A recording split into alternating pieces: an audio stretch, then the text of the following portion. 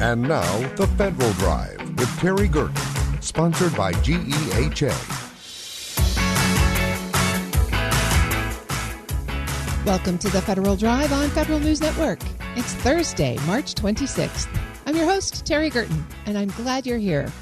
Coming up on this hour of The Federal Drive, we'll continue our topic from Wednesday's show, developing and implementing a national strategy for an issue that spans multiple federal agencies when no one is in charge. Today, we'll tackle another urgent issue, what a national workforce strategy could look like and who might lead it.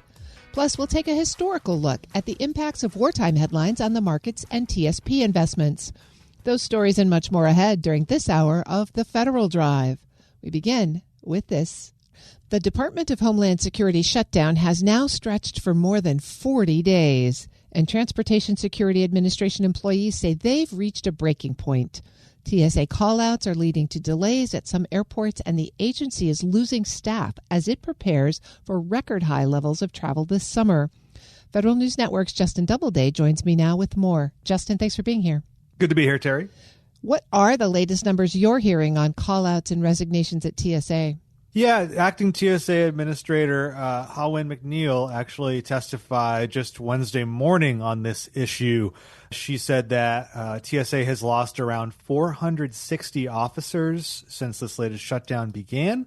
The daily call-out rates at airport checkpoints have averaged 11% nationwide, and there are multiple airports that have experienced greater than 40 or even 50% call-out rates on some days. This all comes, of course, as TSA is dealing with a travel surge, spring break travel surge. And, you know, it's of course coming on the heels of last fall's record government shutdown. So TSA officers are certainly struggling here just with the compounding effects of multiple shutdowns over the last 6 months. This may be a case where actions certainly speak louder than words, but what are employees saying about the impact of the shutdown? Yeah, TSA employees are preparing to miss a third paycheck during this current shutdown this Friday, and they're really essentially fed up in so many words. Reporters spoke with several TSA representatives from the American Federation for Government Employees, and essentially they said that TSA officers are struggling with their bills, of course. You know, that's leading to folks calling out because they can't afford transportation or they need to work a second job that will actually pay them. Some TSA employees are now even resorting to selling plasma and things like that to get by. So it's just a really tough time to be a TSA officer right now. And of course, that includes other DHS employees as well who aren't being paid during this shutdown. But TSA officers are still among the lower paid federal employees out there. And so more so than most, they live paycheck to paycheck. Sean Root is a TSA officer and an executive with the American Federation of Government Employees. He kind of summed it up during the press call on Tuesday.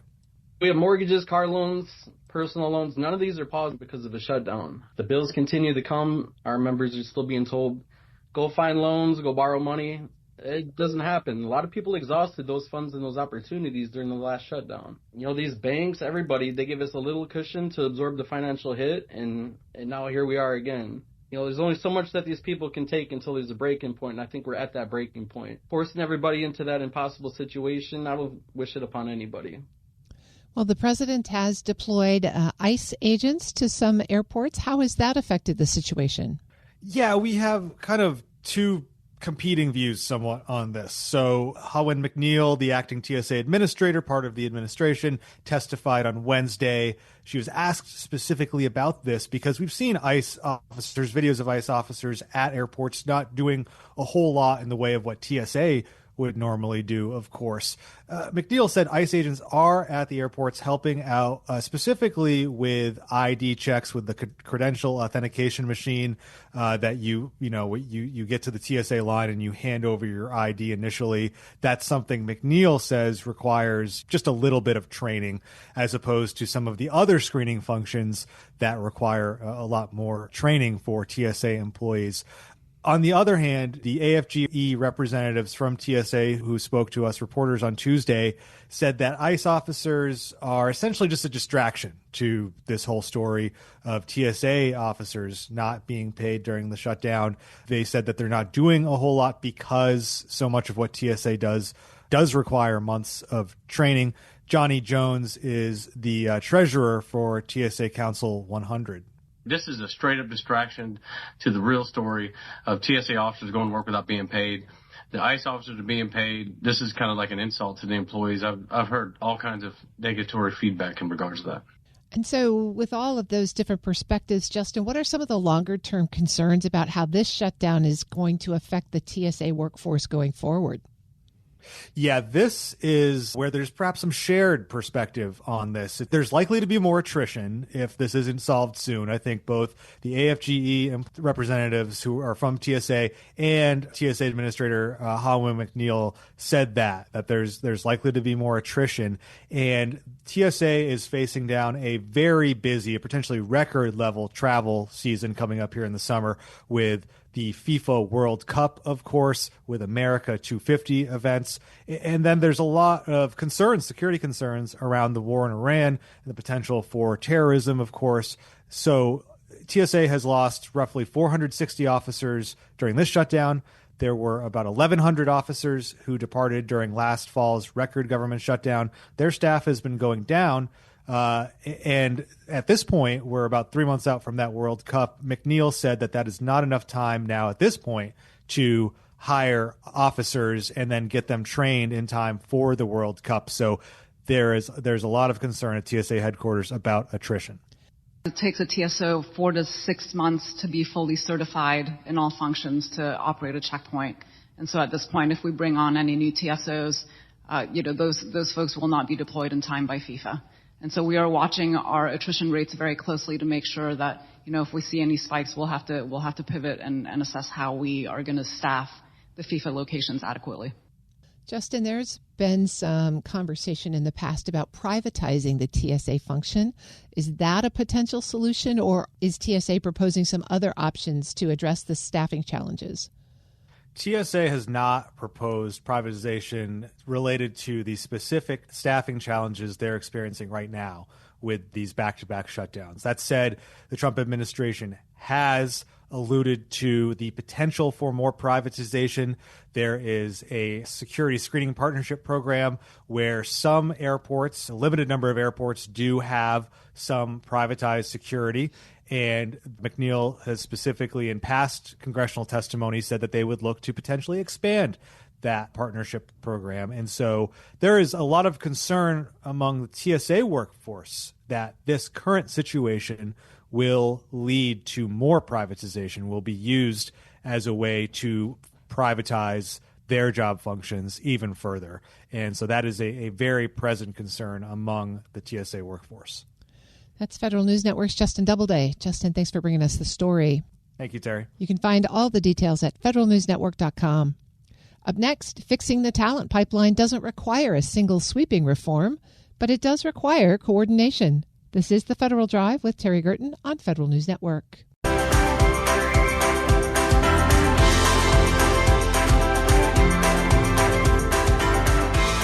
Welcome back to The Federal Drive with Terry Gerton on Federal News Network. The Bipartisan Policy Center's new report argues that piecemeal reforms can't solve today's labor and skills challenges. Instead, it calls for a shared strategy that shapes decisions across education systems, workforce programs, and employers. We'll explore what the data show and why the federal government hasn't already done this with Margaret Spellings, former Secretary of Education and current President and CEO of the Bipartisan Policy Center. Ms. Spellings, it's great to have you on the show. Thanks for joining me. Glad to be here. Thank you, Terry. The Bipartisan Policy Center has recently released what it calls a blueprint for a national talent strategy, and the title of it is From a Nation at Risk to a Nation at Work. Tell me how this project came to be. Well, as you might know, our country does not have a talent strategy. We have a national security strategy and national economic policy, but we really have not thought well enough and long enough and hard enough about how to leverage fully America's number one asset, our people. And given the urgency around AI and the disruptions, changes in our demographics around immigration policy, and on and on and on, and frankly, given the sorry state of affairs around educational outcomes, really at all levels, but especially at K-12, which we haven't gotten anywhere near recovering from COVID, it's time to really focus on, given those things, how are we going to fully leverage this incredible asset, the American people, and how do we have a federal strategy around that urgent imperative? When you think about the environment that you just described today, labor shortages, skill gaps, what feels genuinely new about the time we're in compared to previous eras or time frames? Well, it's an age of disruption, absolutely, and it's an age of urgency. I think people across all sectors are wondering, if not afraid, of the disruptions that AI may bring. We're clearly in a time of recalibrating and discussing the federal role versus the state role in these programs. We know that there's been a lot of scrutiny, and frankly, there's a lot of question about how much value there is in federal investments. And so we know we spend about $250 billion a year across more than 50 programs, all of them well-meaning, but we're not organized for success. And so we attempted to step back from the kind of the micro aspects and think we need a plan. We need a strategy. We need information. We need connectedness. We need urgency. All of the things that will, I hope, cause people to focus as they must, given all of that, on how we're going to leverage the full talent of the American people. We'll get into some of the particular recommendations in a minute, but I want to understand who you brought together to tackle this question. Well, we are the Bipartisan Policy Center, and our orthodoxy is in our name. We believe that people coming together makes for better public policy, and public policy that can stick and can be refined and can work over time. So with that remit, we recruited two very able governors, Deval Patrick, former Democrat governor of Massachusetts, and Bill Haslam, former Republican governor of Tennessee, both of whom had fantastic track records in education across that full pipeline from higher ed, K-12, workforce, and so forth. And so we recruited them, and then along with about 24 other commissioners, one of my successors in the Obama administration, Secretary John King, state leaders from around the country, education chiefs, higher ed leaders, and the like. And they went to work for about a year with the support of 50 or 60 experts across 4 subgroups. So we had a K-12 group, a workforce group, a higher ed group, and importantly, and something that in my time around Washington we haven't thought in this way, we aggregated and built in the things that are going to cause people to be successful in and stay in the workforce. So paid family leave, childcare, retirement security. I mean, we know we have a lot of talent on the sidelines because of those issues. So how do we think about unleashing that talent on the sidelines with better focus on some of the things I've just mentioned? Well, it sounds like a powerhouse team. And you yourself, of course, were a former Secretary of Education, a university system president. When you get down to it and talk about a national education strategy, what does that really need to pull together? And I know you had the panel led by governors because education oftentimes is a state first area of focus. Absolutely, as it should be. I've worked around a lot of state legislatures and believe that fully. However, I believe, and the commission believe, that we need a federal role, that it is in part a civil rights role, it's an opportunity role. We know that, in the competitive economic environment that we're in globally, we can't stand on ceremony about bureaucracy. We need to make sure that everyone is focused and our resources are focused. If we're going to invest, we have to have outcomes that are worthy of those investments on behalf of the American people. So we asserted some principles that guided this work before we got into the development of this American talent strategy. Well, at the national level, across the federal agencies, we have a whole bunch of agencies who have some piece of this workforce responsibility. Why haven't we ever created a national strategy for workforce before? Terry, that's a darn good question.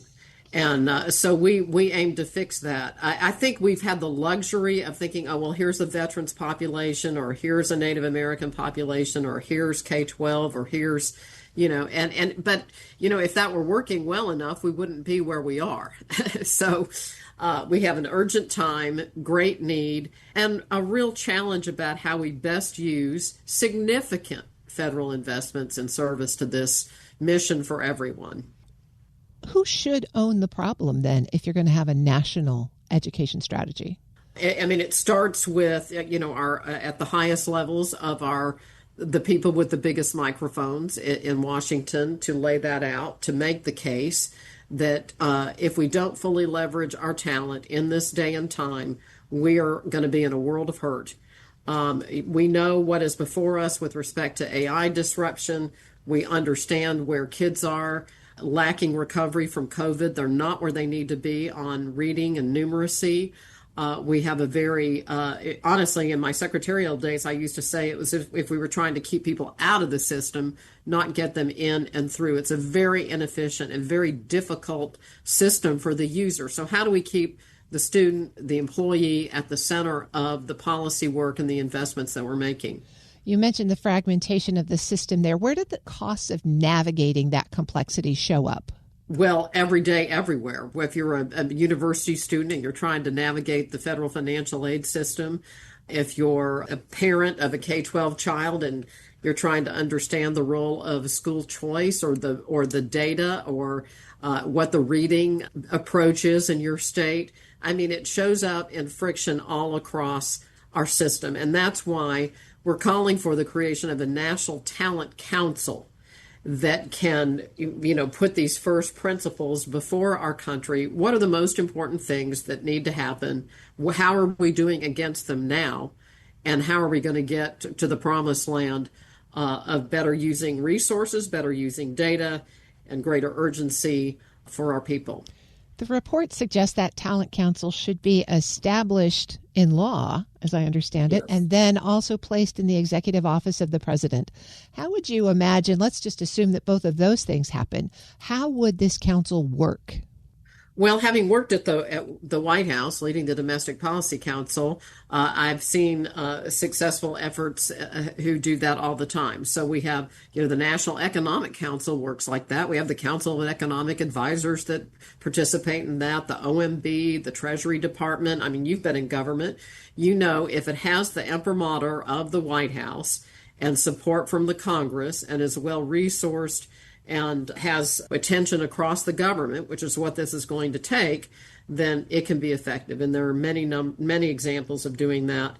I know from my time in the White House after 9/11, we had a 9/11 commission. And I mean, it had a beginning, a middle, and an end. This will not until we fully leveraged every single bit of talent of the American people. But I think it suggests that this is a big priority and we all need to pay attention. And the report proposes some very specific things for that group to do right away. Yes. Like understand where are we, where are our biggest gaps, to really, understand what are we investing in, why, and to what end. And so, we're used to using data in every other realm of our lives, whether you're choosing a restaurant or buying a car or getting your dog washed. we rely on data. In the government and in serving people and in leveraging federal funds, not so much. So how do we keep the main thing, set our priorities and discern how we're doing against it? How do we develop the data systems in the federal government? Yes, but not only. How are they leveraged in states and in employers so that we're using real-time best information, as this is incredibly organic and changes a lot over time. I'm speaking with Margaret Spellings. She's the president and CEO of the Bipartisan Policy Center. Well, let's start down the path of the specific recommendations. But before we do that, I want to circle back to a number you put out right away. $250 billion in annual expenditures across all of the different federal programs. About 150 programs. Are we spending enough? Do we need to spend more? Or do we just need to spend it differently? How do we know? We have no idea. What are we trying to do across the 150 programs? They all have different objectives, different measurement systems, different accountabilities, different governance. So, well, we can better answer that question when we discern what, for whom, at what cost, for, and what outcomes, and harness that around this National Talent Council and the urgency in serving everyone. I think our ultimate objective that I think all Americans would agree with, that every single person in this country ought to have the opportunity to have a successful life and family and have the tools at hand to build their lives. Well, and that includes, obviously, education. You talked about the Talent Council and its remit to create the data structures that would allow us to do that kind of measurement. That all kind of fits with the second tent pole, I think, in the set of recommendations, keeping learners and workers at the center of the education system and its pathways. So let's start with data. Where does the data come from? Right now, it comes from all over the place. It comes from the Department of Education. It comes from the BLS. It comes from HHS. It comes from the Department of Veterans Affairs, and on and on and on. And likewise, it comes from states, and it comes from cities, and it comes from employers, and it comes from LinkedIn, and on and on. So how do we make sure that we're as smart as we can be so that students can be empowered with and at the center of their own decision-making and their own use of time and treasure in service to their development? It seems that the report proposes a reimagination of the secondary education and post-secondary education pathways so that they're really targeted toward employment. How would that how would that change? How would it be different from what we're doing now? Well, again, we have to decide, what are our expectations and how are we going to know that we've met them? But the kinds of things that I think are on the table are, do kids need to go to high school for 4 years? Should they be, should it be 3 years? Or should higher education be 3 years? How we use time, how we use learning that is mastery oriented as opposed to seat time oriented. So those are the things that I think are candidates for consideration after we agree on what are we trying to do and how well are we doing it now? And are we organized against those objectives? The last few years have seen a rise in the conversation around skills-based hiring and stackable credentials. It seems to me the data question feeds into this, but how would you expand on that conversation around skills-based hiring?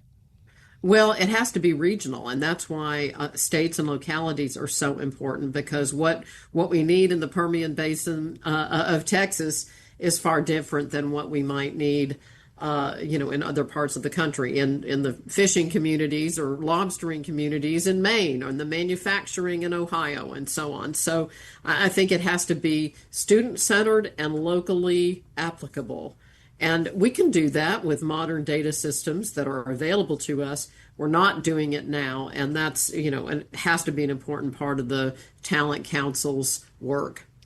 It seems that the higher education community is still having trouble adjusting to some of the shocks of the current economy. How would they take on this challenge?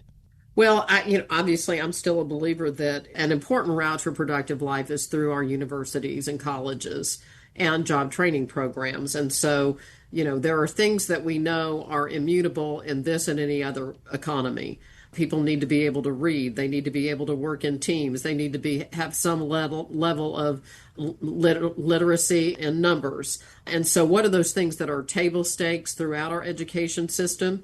And then how do we help people learn to be adaptive in the days and weeks and decades to come? We've talked a little bit about all the different organizations at the federal level that are involved in this process, and also about all the different levels of government that have a stake in this.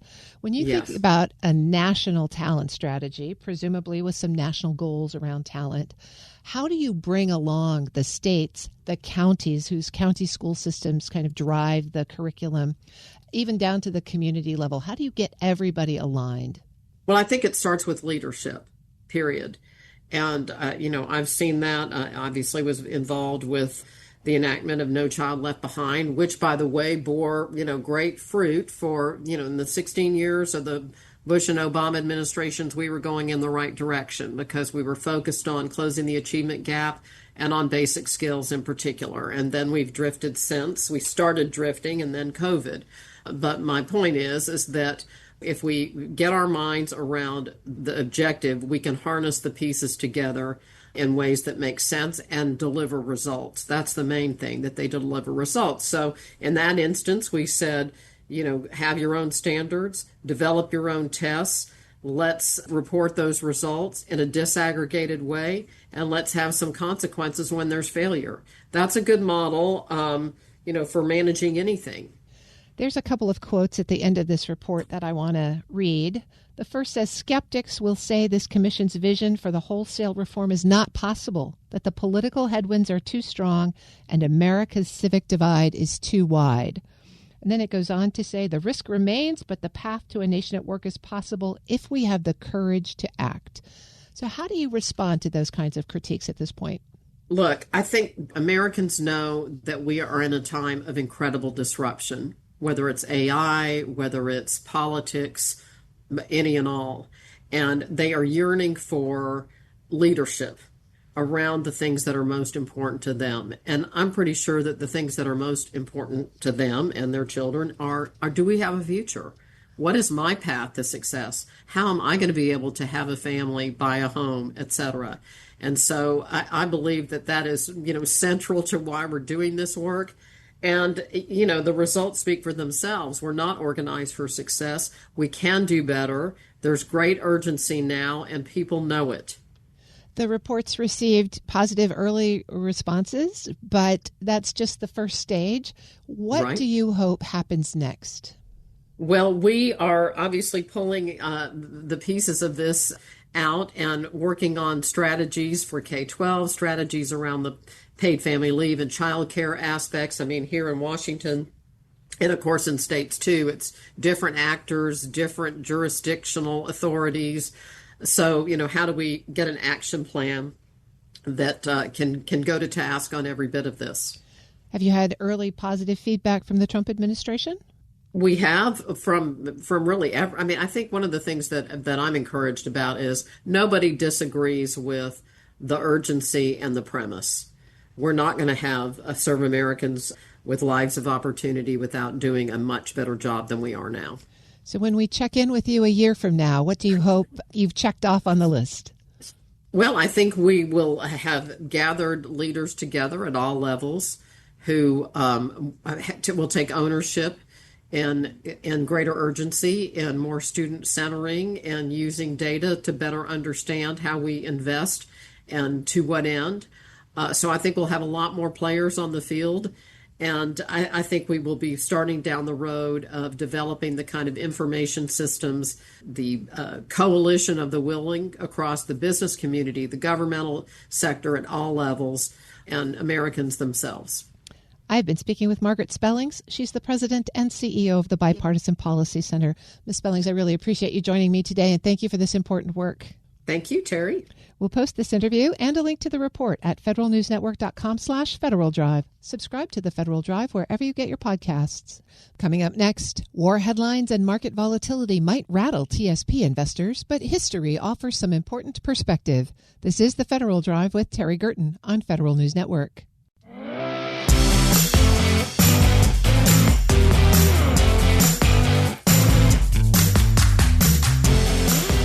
Welcome back to the Federal Drive with Terry Gerton on Federal News Network.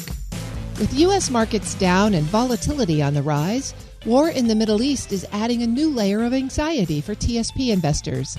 History shows markets have reacted to past conflicts in uneven but often surprising ways, and those lessons matter for today's decisions.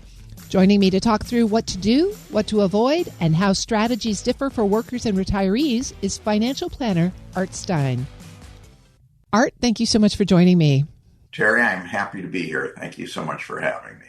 There's a lot of unsettling news these days that might be making investors of all kinds pretty nervous. So When investors hear headlines about war and they see that markets are down or volatile, what's the first thing you want TSP participants to understand about what they're seeing right now? Okay, well, first of all, I have to say that war is unpredictable. Among the many unpredictable things, war is very unpredictable. And this one, the war with Iran, which I know the administration doesn't want to call a war, at least parts of the administration, but the war with Iran is especially unpredictable because, maybe it'll be over very quickly, either because we decide not to prosecute it anymore, because the Iranians have a regime change or in some other way give up. In which case, what's happened now would be a very minor blimp as far as investors are concerned.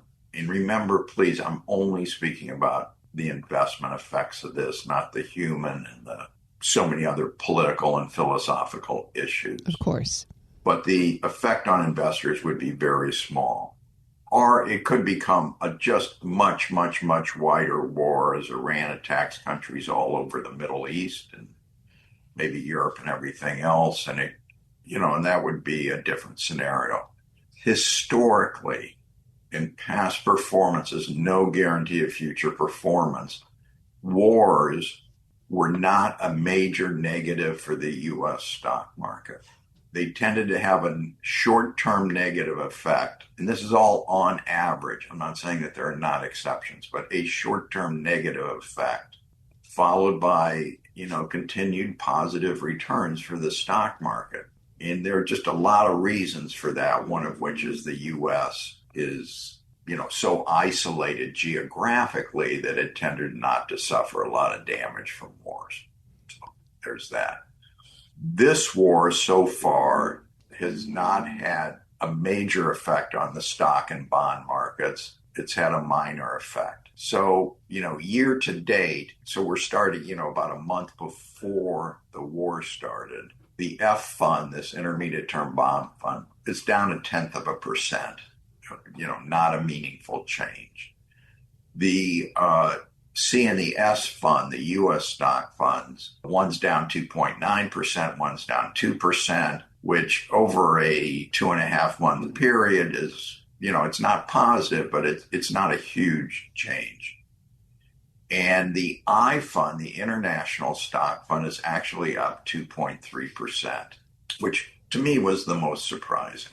So as far as TSP investors are concerned, though, what I would say is this, that you have to decide which part of your portfolio is a long-term investment and which part is a short-term investment, which, Terry, as you know, I pretty much say every time we speak, because long-term, there's no current reason to think that this is going to be a big negative for the U.S. stock market. And it also, I think, helps to look at employees versus retirees. For employees, they're investing every 2 weeks. I would really urge them to continue their current stock investments, and if the stock market goes down, that is good for them over the long term because they're buying cheap.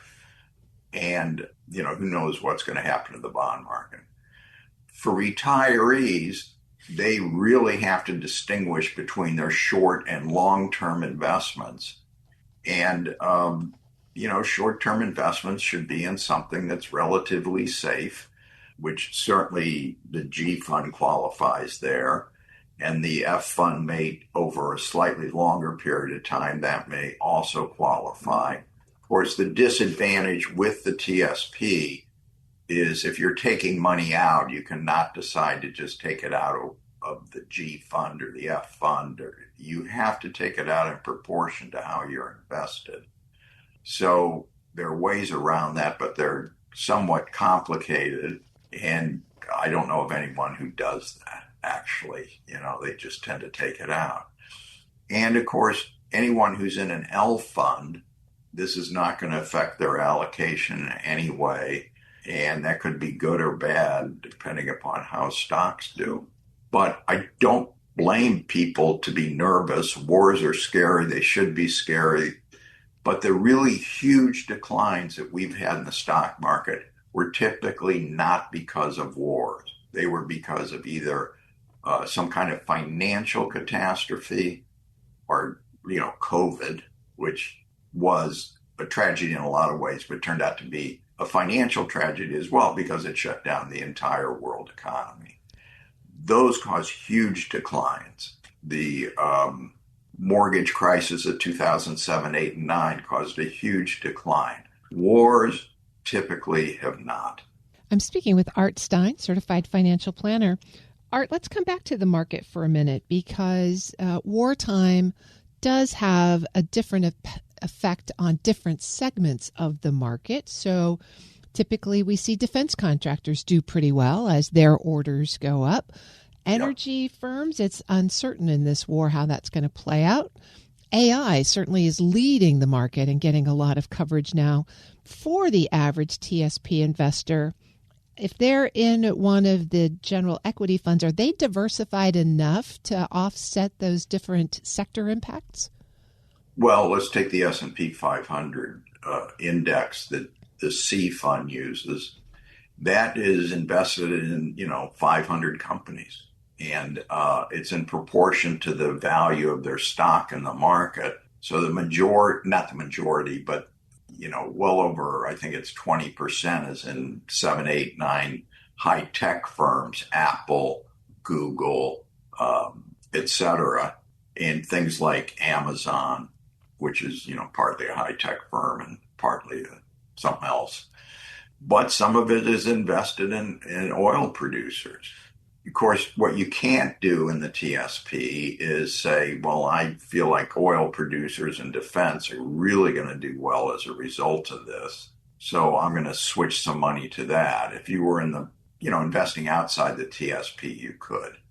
And to a limited extent in the TSP, if you want to go into the mutual fund window, then you definitely could. But the amount of money you can put into that is limited and it's very high cost. So not much that TSP investors can do as a result of a feeling that a certain sector of the market is going to do well. And of course, the problem with this is that the two sectors we're speaking about probably have already gone up a lot in value. Like at the beginning of the year, it would have been a much better idea, if you knew that this was coming than it is now.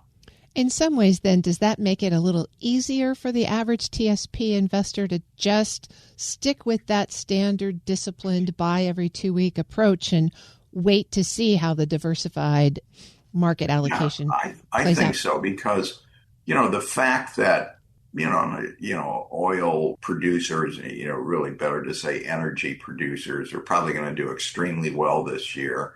And defense producers are probably going to do extremely well for many years, doesn't mean that they're going to do as well as, say, Amazon and Google and Apple and all these other companies, NVIDIA, which 3 years ago was not on the radar for many investors. And now it's like the most incredible investment that we've ever seen or something, and this is the nature of it. So I just think, the advantage of a diversified portfolio is that, you have some security knowing that if something does really poorly, it's just a small part of your portfolio. And if something all of a sudden does really well, if you're diversified enough, then you will benefit from that. And Terry, the best example, and it is in the TSP, is the I fund, which way outperformed last year, almost twice the rate of return, I think, of the C fund. And this year, the C fund's down 2.9%, and the I fund's up 2.3% year to date. So it continues to do very well, but it's also one of the least popular funds in the TSP. Most people have not invested in that. But that is a good way to diversify. We always have a significant component for our clients because you can't just go by, recent performance. You want to be protected against various things. And the I fund has done very well this year, even though the U.S. dollar has not fallen in value. I mean, it just maybe it's a little technical, but to me, I was impressed that bonds have not changed very much in value, and that the U.S. dollar has not really changed much in value this year. And I would have guessed, it would be a guess.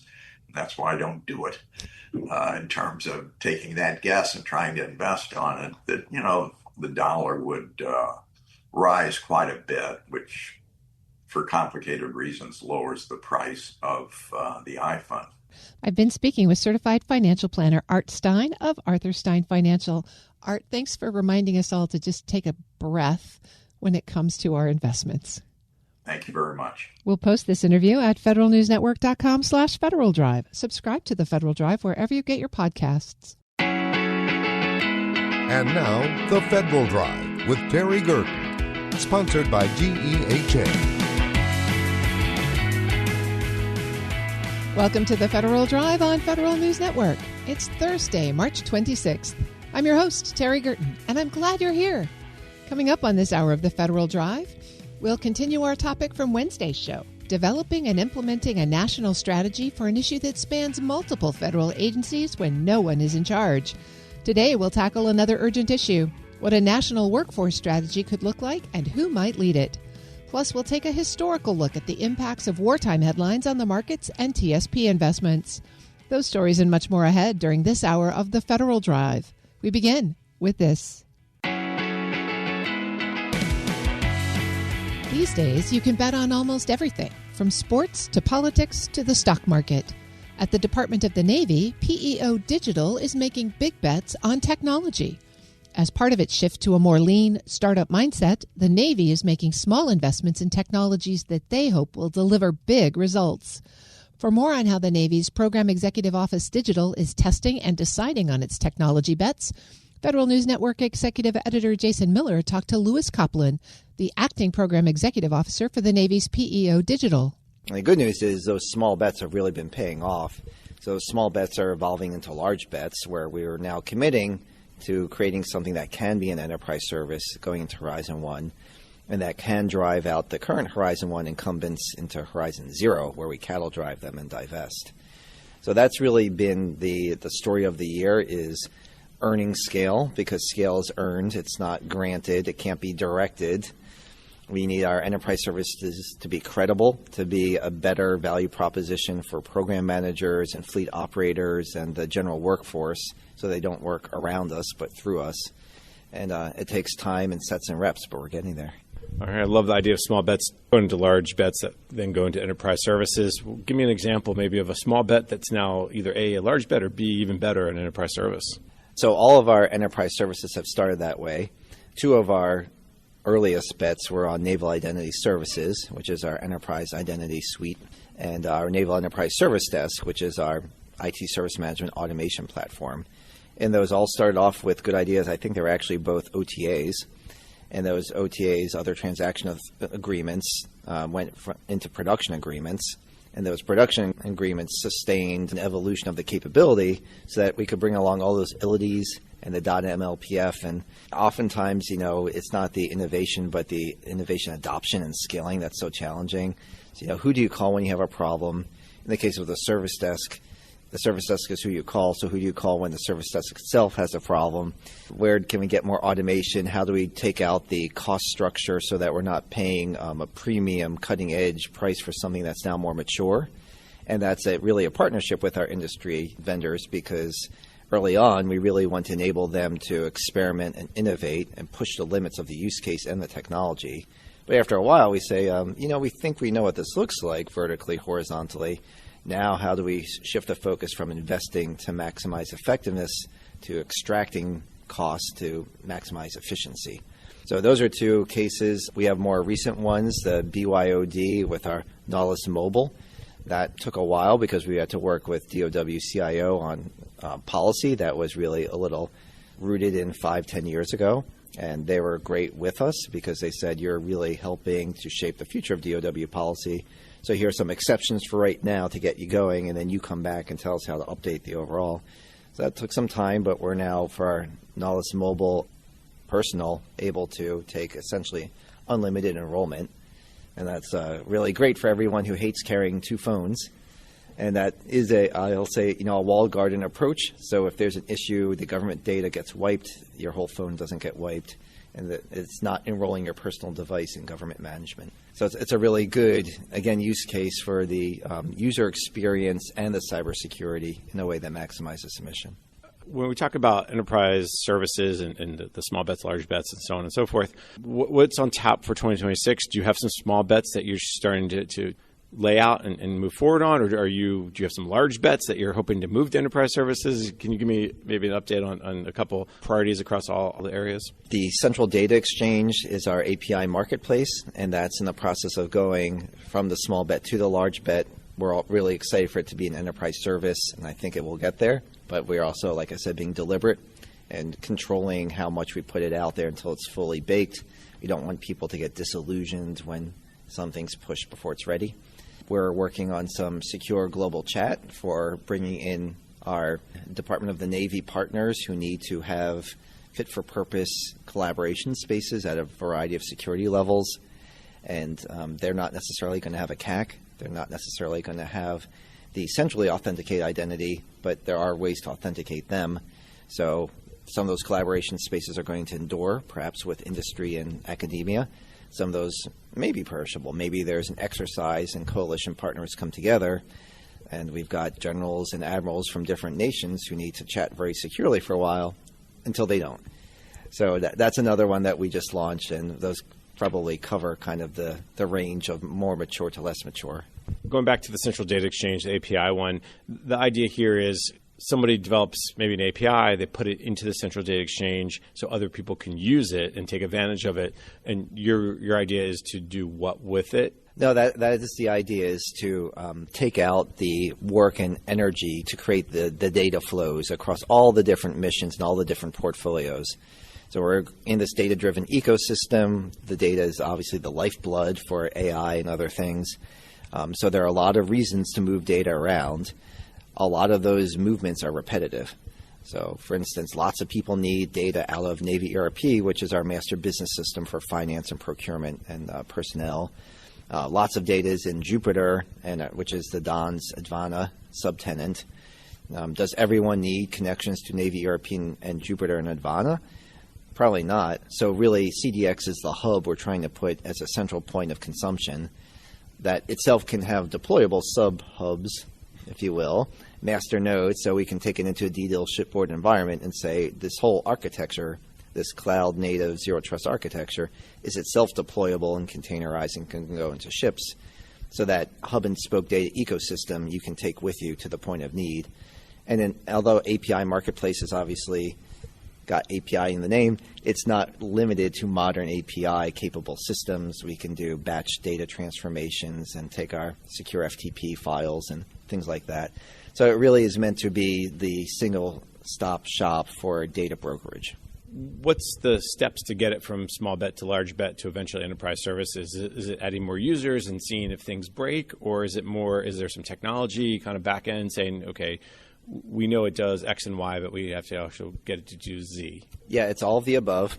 So there's the maturing of the technology. Sometimes it comes in and it's credible enough to take an investment, but it's not all the way there.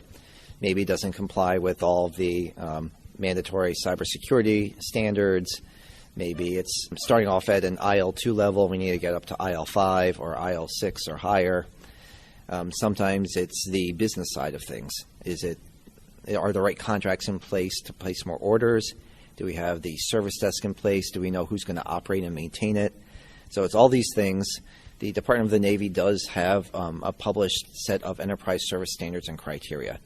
And when you're ready to move from that large bet to an enterprise service, you do a self-assessment. Everyone kind of looks at that and says, does this hold water or not? So that's a great target. And we can take that back and say, even at the small bet stage, do we think we're ever going to get there? As you prepare to go to a large bet, are you making progress? You don't need to be there, but we need to be able to see that there's light at the end of the tunnel. Another big bet that you all talked about over the years, and you talked about last time, was flank speed. This idea of having a Microsoft Office meeting all the tenets of zero trust architecture, Office 365 meeting that. What's the latest with that? Last year, this time we talked about, you guys thought about, okay, how do we move it to C? How do we take that architecture and continue to expand? Who can have access to it? Any updates you can give? Yeah, we're continuing to build that out. We hit that target for DoD, Zero Trust very early on. But that's not a static target, so we're continuing to evolve the security profile across Microsoft 365 and the Azure tenant, heavily using Microsoft Defender and Microsoft Sentinel as the automation and cyber defense layers. We've looked at other use cases for folks who have specialized IL5 CUI requirements and made sure that we can host their data, whether that's nuclear propulsion information or law enforcement criminal justice information, personally identifiable information, PII, PHI. So these are some of the use cases that we still pursue to make sure we've completed IL5 work. I'm working on that for other security classifications, so making sure that we've got like and similar capabilities at those higher classifications. And yes, taking it to C, very challenging for a cloud-native architecture. So we've continued to make good progress there. The work we started last year with Flank Speed Wireless and Flank Speed Edge continues to progress both afloat and ashore.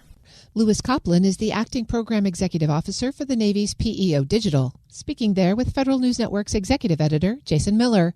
You can find Jason's full story at federalnewsnetwork.com. The Federal Drive with Terry Gerton is produced by Eric White and Michelle Sandiford. Our web editor is Stephanie Wright. For the latest updates, stay with federalnewsnetwork.com or follow us on Facebook, YouTube, and LinkedIn. I'm Terry Gerton. Thanks for listening.